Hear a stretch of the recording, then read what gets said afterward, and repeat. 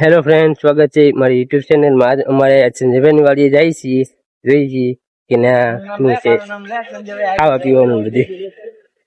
જો આ અમારે નીતિશભાઈનો કપાસ છે. આ નીતિશભાઈની વાડી છે, એમાં કપાસ ને બધું વાવેલી છે ઓલરેડી.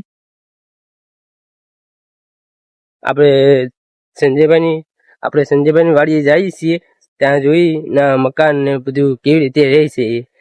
ઘણા ટાઈમ પછી આપણે સંજયભાઈની વાડીએ જઈએ છીએ. એ કહેતા હતા કે મહેશભાઈ તમે આવો મારા ઘરે અને વ્લોગ એક ઉતારો. મેં કહ્યું વાંધો નહીં, આપણે જઈએ સંજયભાઈની વાડીએ અને એક વ્લોગ ઉતારીએ.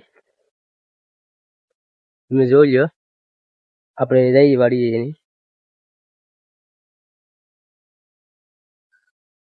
જો આ કપાસ છે, કપાસમાંથી ને આપણે બીજા ખેતરે જવાનું છે.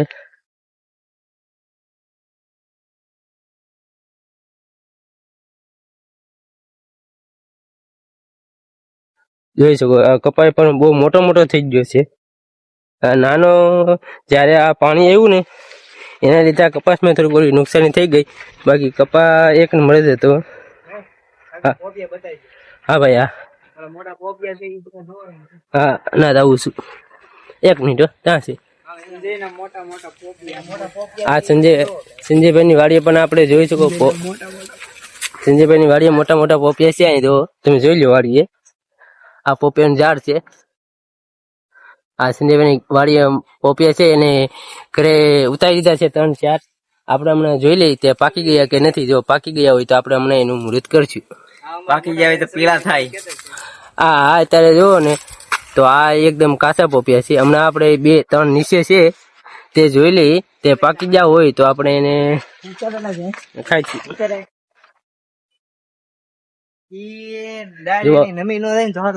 આ સંજયભાઈ મેળો આ સંજયભાઈની વાડી છે.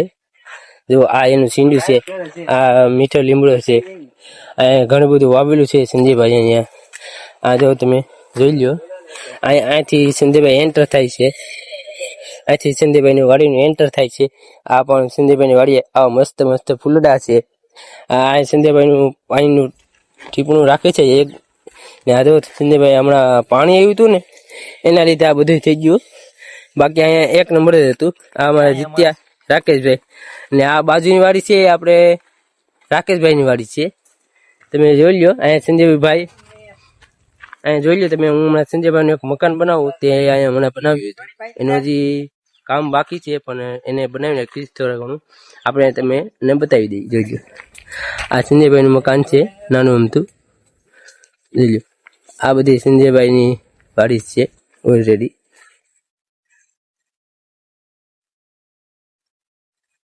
જો આ પંકજભાઈ અમારે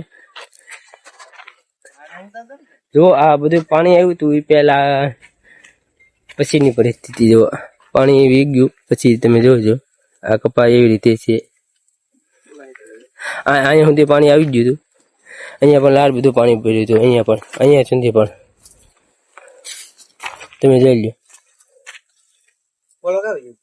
એ તે ગયો છે એના મમ્મી પાસે. સંજયભાઈ ઓલા પોપિયા હતા તે બતાવો ને. પોપિયા ખાવા હોય તો બધા આવી ગયો. આપણે લોંગ વિડીયો મૂકી છે. જો તમે સંજયભાઈનું ઘર જોઈ લો. આપણે તેના ઘર ઉપર ચડીને જોઈ લઈએ. જો હજી સંજયભાઈનું ઘર બનાવ્યું છે પણ હજી બનાવવાનું બાકી છે. હજી થોડા ઘણું એ બની જશે પછી આપણે એનો લોંગ વિડીયો મૂકી દઈશું. તમે જોઈ લો સંજયભાઈને. આ સંજયભાઈની વાડી છે. આ એટલી આ મારા બીજા કાકાની વાડી છે. ઓલું મકાન બતાવે છે એ મારા કાકાનું છે. આ પણ મારા કાકાની વાડી છે. આપણે હમણાં મારા કાકાની વાડી છે ત્યાં આપણે એની ભેહું છે ત્યાં આપણે જોવા જવાની છે. એને કઈ રીતે એની દેખભાળ રાખે છે.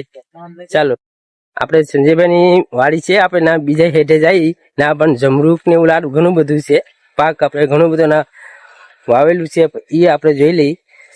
જો આ આપણે વાડીમાં પાણી આવ્યું હતું પછી આ બહુ ગારો પણ થઈ ગયો છે. જોઈ લો અહીંયા ગારો પણ થઈ ગયો છે. આ મારા સંજયભાઈની વાડી છે. આ કપાસને બહુ વરસાદ આવ્યો પછી કપાસને પણ બહુ નુકસાન થયું હતું. જોઈ લો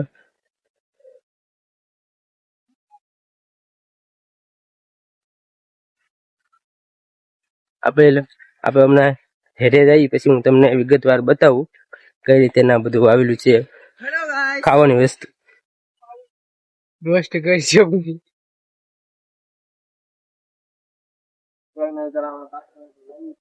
તમે જોઈ લો અહીંયા કેળાની ઝાડ પણ છે અહીંયા સીતાફળ પાકી ગયું ઉપાડી જ લેવાનું છે ઉપર આમે જરી આમે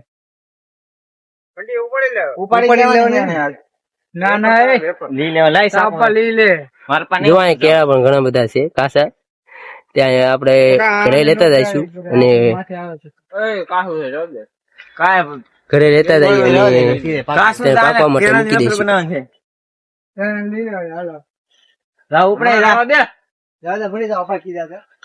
મારા બાપ નું મારું છે મને કોણ થી જાય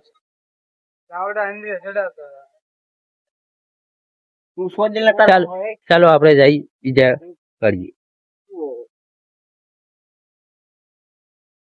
તો આ બદામ પણ અહીંયા છે ઘણી બધી વસ્તુ પણ છે અહીંયા જોઈ શકો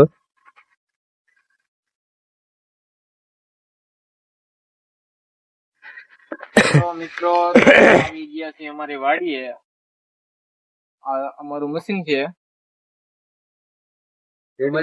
આ વાડી છે અમારી આ મશીન છે અમારા જે લખાકાનું વાળી મશીન છે જયારે આપણે પાણીની વરસાદ ન આવે ત્યારે આ મશીન થી આપણે પાણી દ્વારા પાણી ખેંચીને આપણે આ બધું આમાં પાણી પાઈ છીએ આ મશીન છે પાણીનું આમાં જે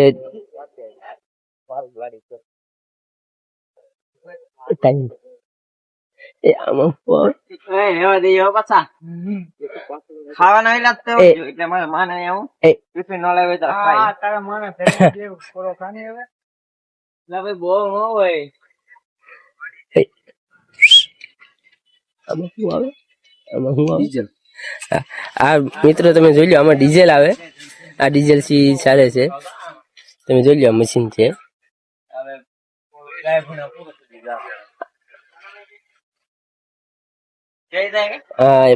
આવી રીતે ગોઠવી દઈએ પાણીમાં નાખી દઈએ પછી અહીંથી આપણે પાણી ઉપર લઈએ છીએ આ ડીઝલ જેવા પટ્ટો છે એને અહીંથી આમાં ડીઝલ હોય ને એમાંથી પાણી ઉપર લે છે તમને ન દેખાય